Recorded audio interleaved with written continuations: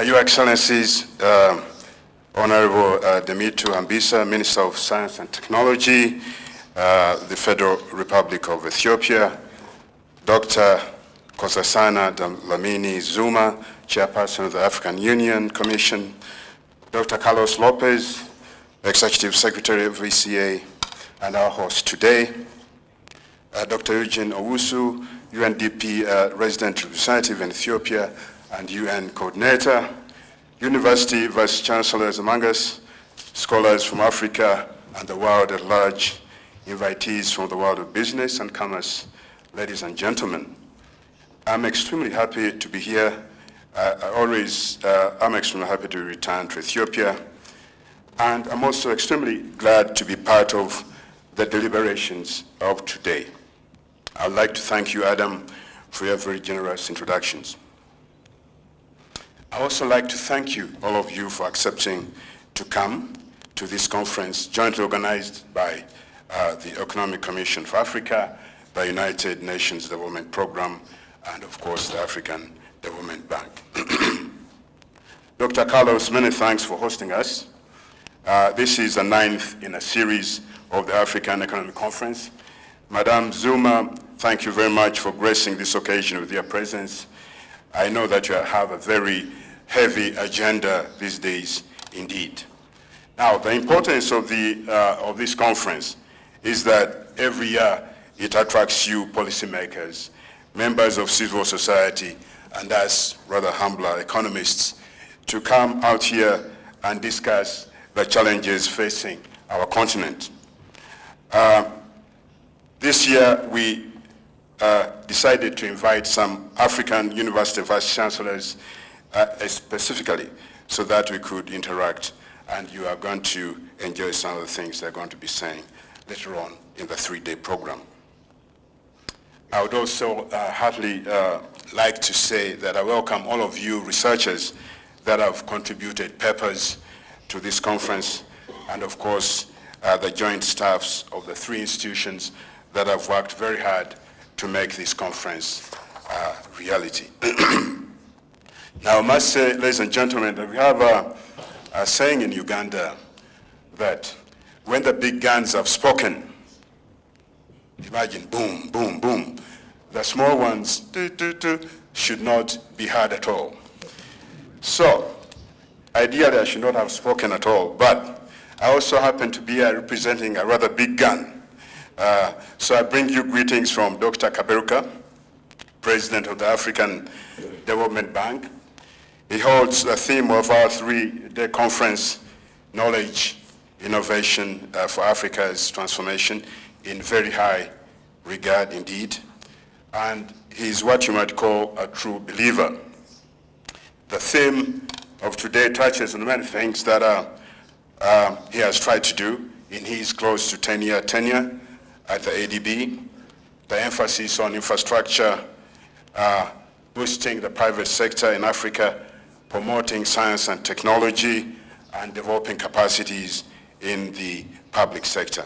Unfortunately, he has not been able to make the trip to Addis Ababa this week, caught up in discussing programs to support our member countries that have been affected by the Ebola disease, a disease which in some respects has defined the extent of our ignorance in Africa and globally, but which has also raised our resolve to use our knowledge and innovativeness to fight back.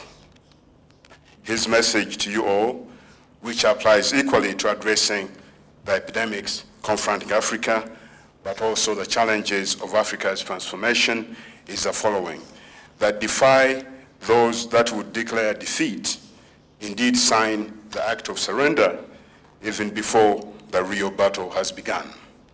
That where there is a will, there is a way. Now let me briefly come to the theme of this conference in my brief welcoming remarks. The knowledge innovation for Africa's transformation is, to my mind, a very powerful theme indeed. It is extremely attractive and is very inspirational.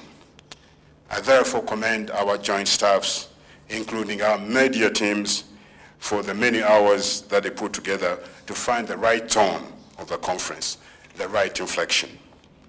The theme is certainly different from the ones we have used in the past.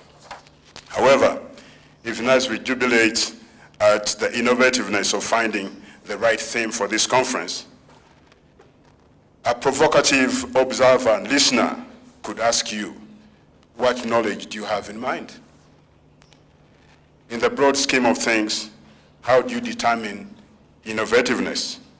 Is it a mere recycling of ideas? Where do you want to transform Africa to? So the point I'm trying to make is that underlying our very attractive theme are a number of extremely tough and even ugly realities.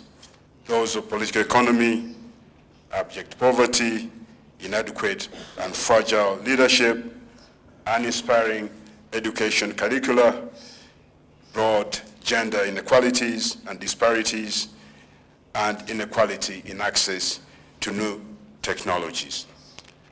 So, looking ahead, how can our conference make a real difference? A lot has been said already, so I'm going to be extremely brief. I think it can make a difference by being a clarion call to action.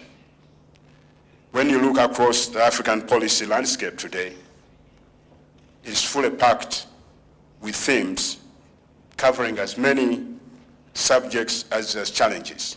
There's not a single challenge on which we don't have some kind of prescription out there in the marketplace. I always like to cite the example of one of my favorite politicians, David Kenneth Kaunda, but not from today, but 50 years ago.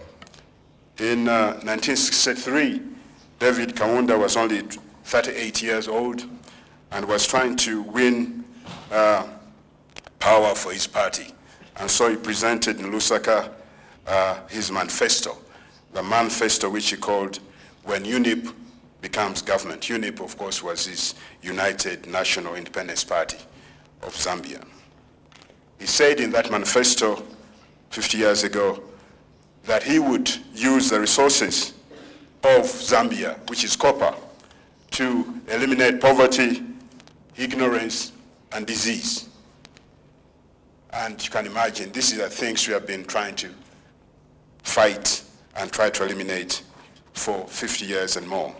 And Madame Zuma is spearheading Africa 2063 is still the same themes. So, 50 years ago, we really had already the kind of prescription. So what has been lacking all along is really implementation, is action. So, finally, when I was a very young student in Uganda, those many years ago, I used to walk past Makerere University. Those of you that know Makerere University, it had very humble origins. It was a trade school. It was really set up to train technicians and plumbers for the colonial government. It later on, of course, became a big center of learning in Africa. It had a few problems, of course, but even today some people grumble about when Makerere was Makerere a while back. But in any case, when I was a very young person, I would see this very big gate to Makerere, and there was an insignia or a herald at arms for the university in gold, of course it was then. And there was a dictum on this insignia, and the dictum was pro futuro edificamus. Those of you that know a bit of Latin can even guess. Futuro meaning future, edificamus meaning the edifice. It really means we build for the future. I therefore hope and trust that we dove in discussions of various types in these 3 days on our chosen theme of knowledge and innovation for Africa's transformation, that we shall be conscious of the importance of moving from aspiration to action, of building for the future. Thank you very much, ladies and gentlemen.